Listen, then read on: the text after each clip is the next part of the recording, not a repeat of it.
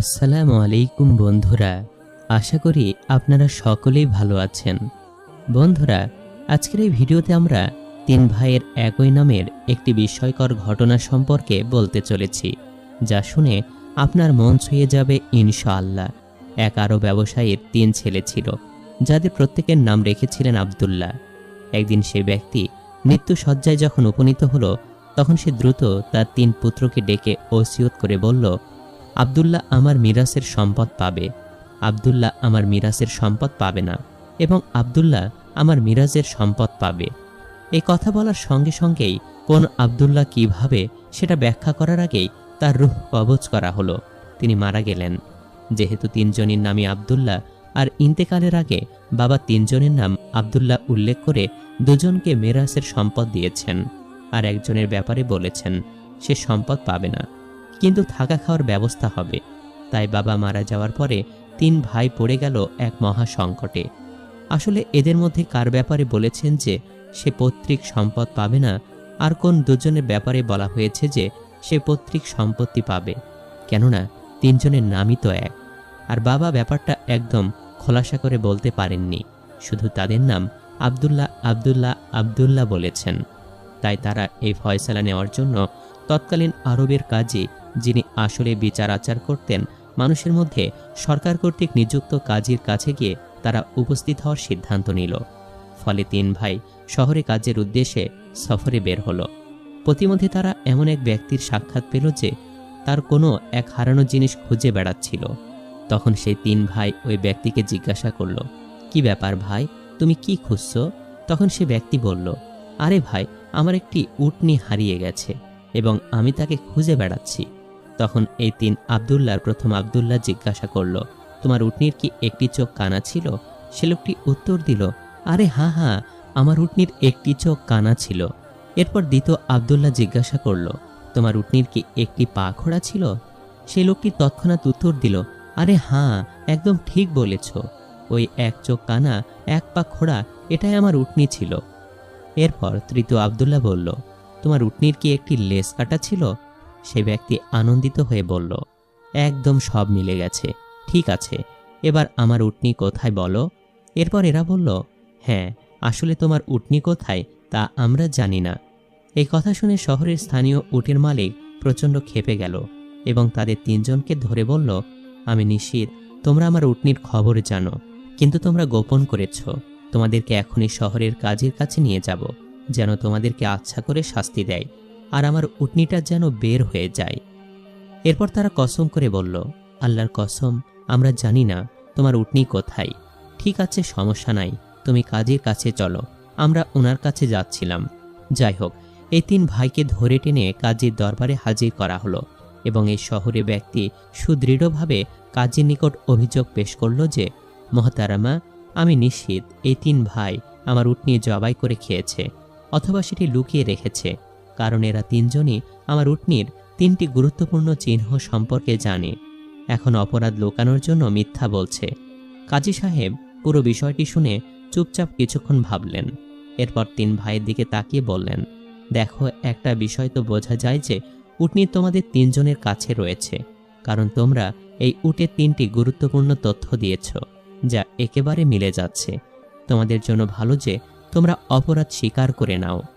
তখন প্রথম আব্দুল্লাহ বলল, জনাব, আমরা এই উটনিকে দেখিনি, তবে হ্যাঁ, এটা সত্য যে আমরা তার উটনির কিছু আলামত দেখতে পেয়েছি।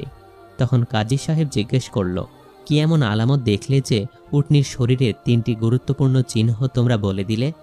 তখন প্রথম আব্দুল্লাহ বলল, দেখুন, উটনির একটি চোখ কানা ছিল, এটা বুঝতে পেরেছিলাম, কেননা সেই ব্যক্তি যে রাস্তা দিয়ে আসছিল সে রাস্তার এক পাশে যত ঘাস ছিল সব ঘাস কোনো একটি উট খেয়ে নিয়েছে, আর রাস্তার অপর পাশের ঘাসগুলো ছিল একদম তরতাজা। এর কারণ একটিই হতে পারে, উটনির এক চোখ কানা, শুধুমাত্র এক পাশের ঘাস দেখতে পেয়েছে এবং তাই খেয়ে সাবার করেছে, অন্য পাশের ঘাস দেখতে পায়নি। দ্বিতীয় আব্দুল্লাহ বলতে লাগলো, আমি রাস্তায় দেখতে পেয়েছি মাটির উপরে উটের তিনটি পায়ের দাগ খুব স্পষ্ট ফুটে রয়েছে, কিন্তু চতুর্থ পায়ের দাগ মাটির ওপরে খুব হালকাভাবে পড়েছে। এর একটাই অর্থ হতে পারে যে এই লোকের উটনির একটি পা খোড়া ছিল। তৃতীয় আব্দুল্লাহ বলল, উট রাস্তা দিয়ে চলার সময় যখন বিষটা ত্যাগ করে তখন সে তার লেজ নাড়াতে থাকে, যার ফলে লেজের আঘাতে বিষটা রাস্তার এদিক সেদিক ছড়িয়ে ছিটিয়ে পড়ে।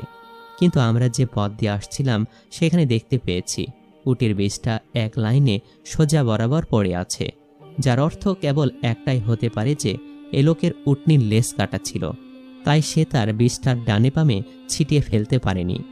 কাজী একেবারে অবাক হয়ে গেলেন। সঙ্গে সঙ্গে সেই উটের মালিকের দিকে তাকালেন এবং বললেন, তুমি যেতে পারো।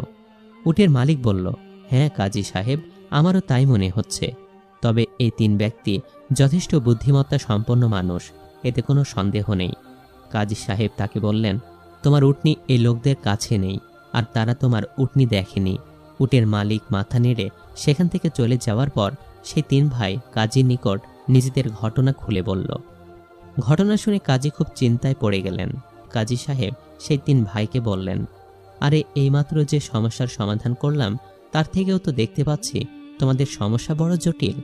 আচ্ছা ঠিক আছে, তোমরা আজ রাত আমার মেহমান খানায় কাটাও, আমি আগামীকাল চিন্তাভাবনা করে তোমাদেরকে এর কোনো একটি সমাধান বলবো।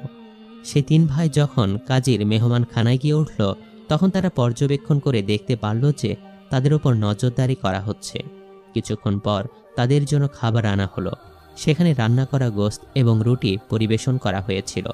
প্রথম ভাই খাবারের দিকে তাকিয়ে বলে দিল, এই গোশত কুকুরের গোশত। দ্বিতীয় ভাই বলল, যে মহিলা এই রুটি তৈরি করেছে সে মহিলা গর্ভবতী এবং অত্যন্ত দুঃখী।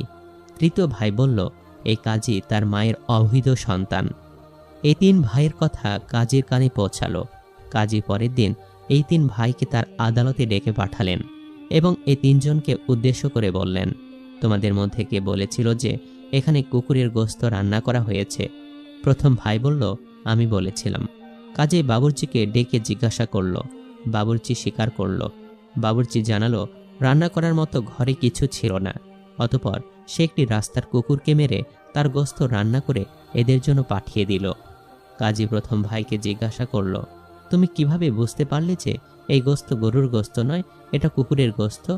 প্রথম ভাই উত্তর দিল, গরু, ছাগল কিংবা উটের গোশতের মাংসের নিচে চর্বি লেগে থাকে, কিন্তু এই গোশতের সব জায়গায় চর্বি ছিল এবং চর্বির নিচে কোনো কোনো জায়গায় গোশত লেগেছিল। কাজী তখন বলল, তুমি হচ্ছ প্রথম আব্দুল্লাহ, যে তার বাবা আর মিরাজের থেকে সম্পদ পাবে। এরপর কাজী পুনরায় তাদেরকে উদ্দেশ্য করে জিজ্ঞাসা করল, তোমাদের মধ্যে কে বলেছিল যে তোমাদের পরিবেশন করা রুটিগুলো এমন কোনো মহিলা বানিয়েছে যে গর্ভবতী এবং সে খুব দুঃখ দুর্দশাগ্রস্ত অবস্থায় দিন কাটাচ্ছে? জবাবে দ্বিতীয় ভাই বলে উঠল, আমি এই কথা বলেছিলাম। কাজী তাকে জিজ্ঞাসা করল, তোমার কেন এমনটা মনে হয়েছে? তখন দ্বিতীয় ভাই জবাব দিল, কারণ হচ্ছে আমি দেখতে পেয়েছি রুটিগুলো একদিকে ফুলে আছে এবং ঠিকমতো রান্না হয়েছে, কিন্তু অপর পাশ কাঁচা এবং মোটা হয়ে গেছে, ঠিকমতো ফোলেনি। আমি তা দেখে এই সিদ্ধান্তে উপনীত হয়েছি যে রুটি তৈরি করা মহিলা তিনি এমন একজন নারী যিনি কষ্ট হয় বিধায় বেশি ঝুঁকতে পারছিলেন না এবং তিনি তার সামনের দিকে ভালো মতো দেখতে পাচ্ছিলেন। এর দ্বারা এটাই বোঝা যায় যে সেই মহিলা গর্ভবতী, যার ফলে রুটি বানাতে তার খুব কষ্ট হচ্ছিল। কাজী বলল, তুমি হচ্ছ দ্বিতীয় আব্দুল্লাহ, যে তার বাবা আর মিরাজ থেকে সম্পদ পাবে। কাজী পুনরায় তাদের 3 ভাইকে উদ্দেশ্য করে জিজ্ঞাসা করল, তোমাদের মধ্যে কে বলেছিল যে আমি আমার মায়ের অবৈধ সন্তান? তৃতীয় ভাই বলল, এ কথা আমি বলেছিলাম। কাজী তার দরবার থেকে উঠে অন্তর্মহলে গেল এবং নিজের মায়ের কাছে জিজ্ঞাসা করল, এ কথা কি সত্যি যে আমি তোমার অবৈধ সন্তান? তখন কাজীর মা তাকে বলল, হ্যাঁ, এ কথা সত্যি যে তুমি আমার অবৈধ সন্তান।